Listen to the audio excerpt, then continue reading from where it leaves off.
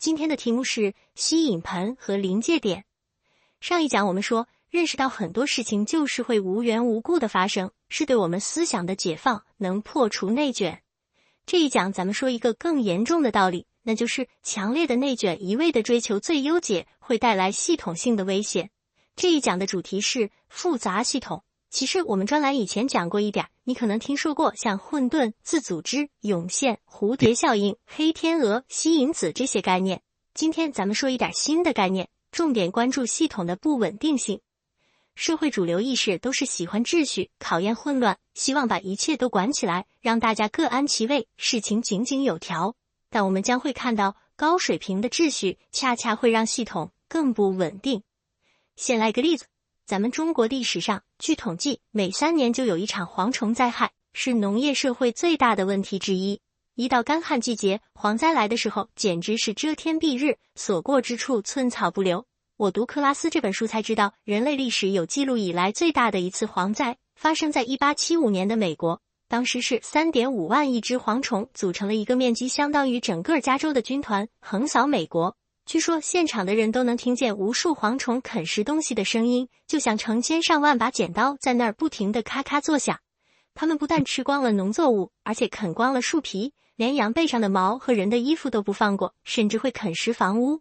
这场蝗灾吞噬了美国3/4的农产品。当时没人理解蝗虫，尤其令人困惑的是，谁都无法预测这个蝗虫军团的走向，你永远不知道他们明天去哪里。一直到最近，研究才解开了蝗虫的秘密。原来蝗虫如何行为，完全是由它们的密度决定的。如果每平方米的蝗虫少于17只，这些蝗虫之间就没有任何协调，它们都是独立的个体，想往哪儿飞就往哪儿飞，走不远。如果密度达到每平方米24到61只，蝗虫会形成一个个的小群体，每个小群体集体行动，但是队伍之间不协调，还是各自为政。但是如果每平方米的蝗虫超过73.7只，注意 73.7， 这是一个非常精确的数字，超过73.7只，那么所有蝗虫就会形成一个统一的军团，协调一致的行动。这是因为那种情况下，蝗虫们会挤在一起，谁走逆行线就会立即被别的蝗虫吃掉。蝗虫整体表现出极高的秩序，队形整齐，步调一致，要走可以走很远。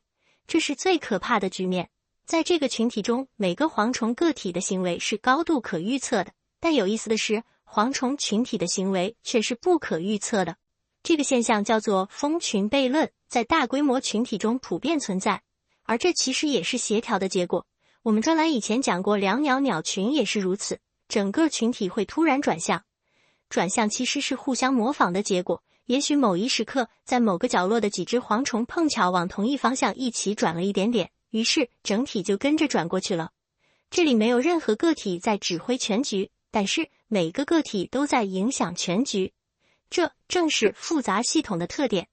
所谓复杂系统，关键在于它内部的各个部分之间有耦合，每个部分都有一定的能动性，你影响我，我影响别人，别人反过来又会影响你，有正反馈也有负反馈，牵一发而动全身。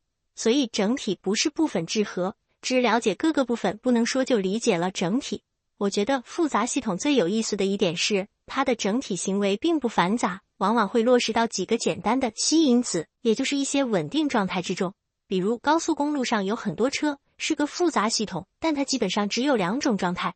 假设限速是每小时100公里，那么在正常情况下，所有车的车速都在100公里上下浮动，这个状态就是一个吸引子。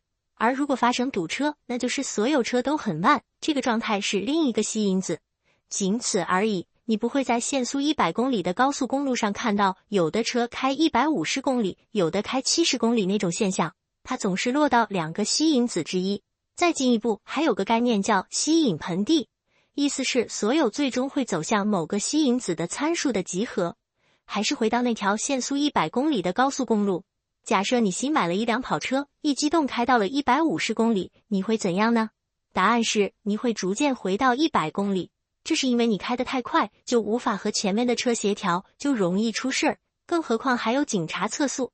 所以我们可以说150公里那个地方就在100公里的吸引子的盆地之中。文稿里的图描写了这个吸引盆地，我给你描述一下。我们把复杂系统所有可能的状态想象成一片山，有山峰也有谷底。图中谷底两个小球的位置就是吸引子，你处在那里就不容易离开。左边粉色的区域是左边那个小球的吸引盆地，意味着只要小球在粉色区域内，它最终都会滚到左边的谷底。右边的绿色区域则是右边小球的吸引盆地。一个复杂系统可能有若干个吸引盆地，搞清楚这些吸引盆地，你就大致理解这个系统了。比如美国政治看似复杂，但无非就是民主党和共和党这两个吸引盆地。如果你倾向于政府应该多管事儿，你就是处在民主党的吸引盆地之中，迟早会支持民主党。如果你倾向于老百姓自治，你很可能会支持共和党。吸引子和吸引盆地的存在，确保了复杂系统往往是稳定的，但不总是稳定的。这里稳定是个数学概念，意思是系统的状态在扰动之下不容易改变。就如同谷底的小球，你把它向左或者向右稍微波动一下，它还会回到原来的位置。文稿里还有一张图，你会看到图中有两个蓝色实心小球，各自有一片吸引盆地。我们可以设想一下，左边那个谷底代表国际上的和平状态，右边代表战争状态。这两个状态都是稳定的，和平的时候你不容易挑起战争，战争的时候你也很难达成和平。两个谷底之间的那个小山峰，也就是图中虚线小球所在的位置，则是一个不稳定状态，因为它可以随时滑向一边而不回来。这个点叫临界点，非常微妙。第一次世界大战之前的欧洲就处于这么一个临界点。先是法国和俄国结盟，以制衡德国，然后德国和奥匈帝国结盟，以制衡法国和俄国，再然后英国也加入了法国和俄国的联盟，双方整军备战，剑拔弩张。世界就如同山顶上的小球，可以被拨向这边，也可以去那边。而就在这个时候，1914年6月，奥匈帝国王储斐迪南大公在萨拉热窝被刺杀，成为导火索，相当于把小球往右边推了一下，于是战争爆发。临界点是导致战争的一个条件，但刺杀这个偶然事件也是一个不可少的条件。如果没有那个导火索，也许小球会慢慢滑向左边，战争不会爆发。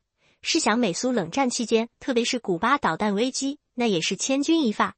如果任何一方做出不理智的举动，第三次世界大战也就开打了。幸运的是，或者说侥幸的是，当时局势滑向了和平。这样我们有了两个关键概念：吸引盆地和临界点。当你发现系统正处于临界点的时候，你需要高度警惕。有时候一个原本稳定的系统会被推着从一个吸引盆地跨越临界点，走向另一个吸引盆地。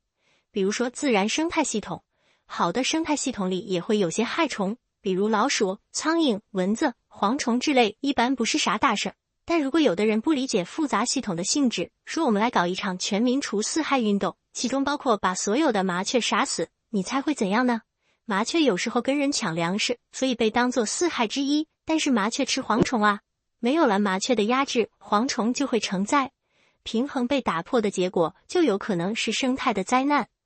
更普遍的情况则是吸引盆地的性状非常陡峭，就好像在悬崖边一样，很容易跨过临界点。我们的现代世界就是如此。请原谅克拉斯把人类社会跟蝗虫做了一个类比。5万年前的采集狩猎时代，人口密度很低，大家都是以小部落的形态生活，各个部落距离很远，互相没有耦合，谈不上复杂系统。进入农业时代，也就是所谓前现代社会，有了国家和宗教，有军队，有社会组织，人群有一定程度的整合，有点像密度中等的蝗虫。这时候的特点是局部状态不稳定，但全局状态稳定。在局部，老百姓靠天吃饭，日子经常朝不保夕，一旦来场瘟疫或者洪水，就全完了。但是国家整体很大，地方上出点问题对全国影响很小，甚至国家还可以搞救灾，全局不容易出事，是长期稳定的。而到了现代社会，我们每个人过的局部生活是高度稳定的，你几乎每天都在上班下班，不愁吃穿，也不怕什么天灾。而且我们的生活有高度的组织性，连买点东西都会自动排队。那么你会有一种强烈的感觉，那就是这个社会是高度可控的。上市公司会对下季度营收有个估算，政府会给明年经济增长定个指标，更何况还有大数据帮助预测。而殊不知，这种局部的稳定恰恰加剧了全局的不稳定，因为有个现象叫自组织临界。所谓自组织临界，就是一个系统在经历连续的量变时，会在某个时刻进入临界状态，这时候只要稍微再改变一点，就会跨越临界点，引发巨变。一个最著名的例子是，想象你手拿一把沙子，一点一点地往桌子上撒，慢慢形成一个小沙堆。起初，沙堆非常稳定，随着沙子的增多，沙堆会变得越来越尖锐。当它的侧面陡峭到一定程度的时候，沙堆就进入临界状态了。这时候再多加几粒沙子，沙堆就可能发生雪崩。这可不是掉下几粒沙子的事儿，而是在内部复杂的摩擦作用之下，一大片沙子会突然滑落下来，沙堆崩塌。你想想，人类社会中这样的事儿难道不是经常发生吗？克拉斯举了新教改革的例子。中世纪的天主教会腐败不堪，老百姓早已心怀不满，但一直没有发作，就好像正在日益增长的沙堆一样。直到1517年，马丁路德站出来公开反抗教会，基督教才分崩离析。那是最后一粒沙子，但教会要怪，不应该怪人家路德，毕竟更大的问题是你这个沙堆的自组织。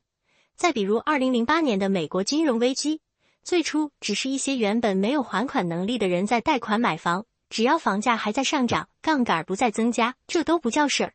但是大家都这么做，沙堆慢慢堆积，就危如累卵了。克拉斯说，现代社会越来越容易进入全局不稳定，有以下3个原因。一个原因是效率，我们倾向于把杠杆用到极致。如果你手里有60万，市场上一套房子值100万，稳妥的做法是交60万的首付，贷款40万，可以保证安稳生活。但更高效的做法是交30万首付买2套房，这样如果房子升值，你会跟着赚钱。但这等于是往沙堆上多放了一粒沙子。还有一个原因是连接，一个地方的房产过热是小事儿，如果全国房产市场会互相影响呢？如果大家都从一家公司手里买房，这家公司又从全国的银行贷款呢？第3个原因是交易速度，信号传递越快，不稳定性就越高。沙堆还不够高的时候，多一粒沙子根本不叫事儿。但是如果你知道沙堆的原理，你会意识到让系统不那么高效的运行，让各地有点局部的混乱，甚至在沙堆还很小的时候，允许它坍塌一下，也许就能距离临界点远一点，以此来增加全局的韧性。以上就是今天的全部内容。